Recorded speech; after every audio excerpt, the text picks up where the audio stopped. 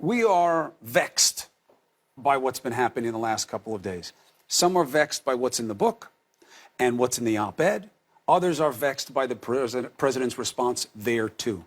What is your read? It's just chaos all the time.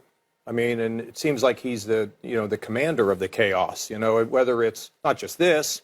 I look at other things. I look at what happened at the G7 when he wouldn't sign the statement, or, the ruckus that happened at NATO, or there's so much going on all the time. And it's like there's a tornado every day. Now, that's fine if that's the way he wants to run it. But what I can tell you is when you have all that chaos, how do you solve the biggest problems? When everybody's trying to put out fires and there's this happening and that happening, I have the 7th largest state in the country.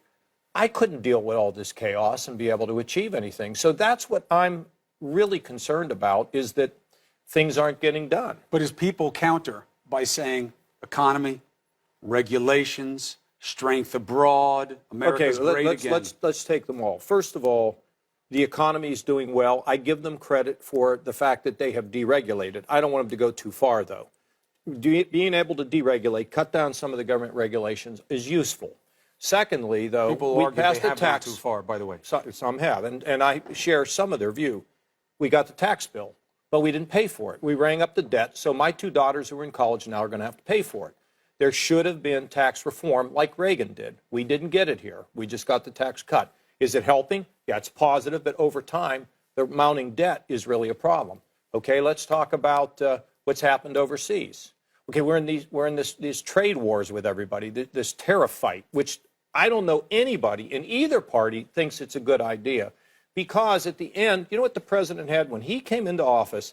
He had a package in front of him where if they'd have crossed the T's and dotted the I's, we would have had a free trade agreement with the Europeans. Now we've gone through this tariff on steel and aluminum, and we're back and forth. That's chaos. They say Kudlow has a deal with Europe that's better than ever. His deal with Mexico is going to be better than ever, and Canada is going to come along. Do you believe any of that? Well, I would like to see that happen, but we didn't need to go through all this to get a good trade deal with Europe. We didn't need to go through it. And then what about all of the noise that we hear about do we want to support our allies and all these things, or do we not? It just creates doubt, and it creates confusion, and it creates... Now, we need to be tough at times, but you can't get everything done by putting people in a corner, telling the Canadians, well, if you don't do this, you're out, I mean, what I'm also concerned a little bit, Chris, about the pressure that we're putting on everybody, okay? The Iran, which we walked away from it, which I don't think we should have, and it left us, and I don't like the Iranians, but there are ways to deal with it. We withdrew from this thing. It's aggravated our allies, in that case. You look at, and we push them into a corner. Now we're involved in Syria, in Turkey, pushing them into a corner. They've got an economic mess that the leader over there created, that we are, in some ways, we're making it even more difficult there. At the end, you just can't be having these problems with everybody.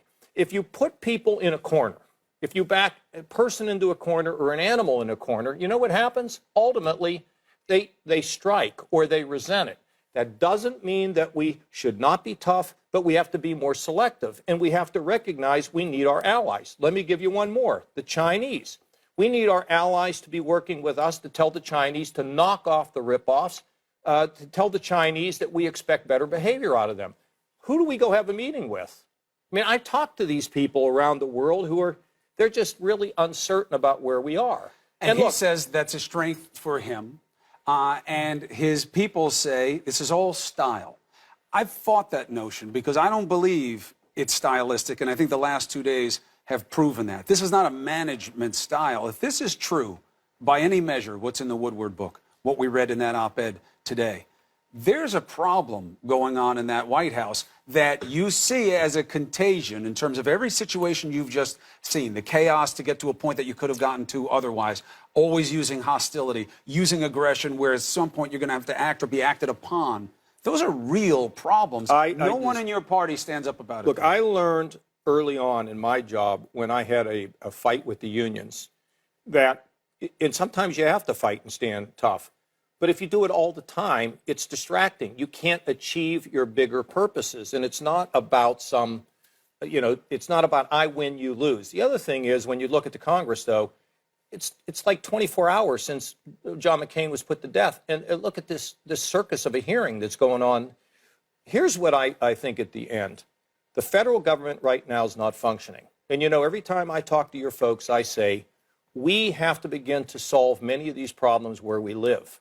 If we have problems with poverty, with drug abuse, with bullying, with infant mortality, we can't, the federal government is not functioning now. So we, where we live, regardless of what our party is, whether we're liberal, conservative, these are issues that need to be solved. Gang problems in Chicago. That's not an ideological issue or a partisan issue. How do you want to solve that? Bring the community together. I don't care who you are. I don't care who you vote for. Nobody wants this gang problem to continue.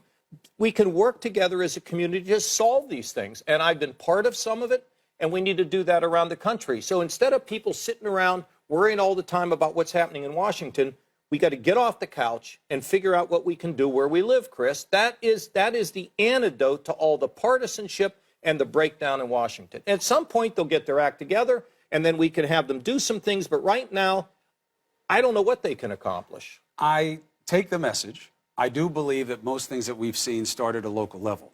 But at some point, we need to get better out of our leaders and our institutions down there, and that's what hopefully the midterms will be working toward. Whether it's left, right, or reasonable, whoever gets elected, hopefully they go in there with more of a sense of purpose. But I got to leave it there, Go. More a sense of the country and not partisanship or who gets the political gain.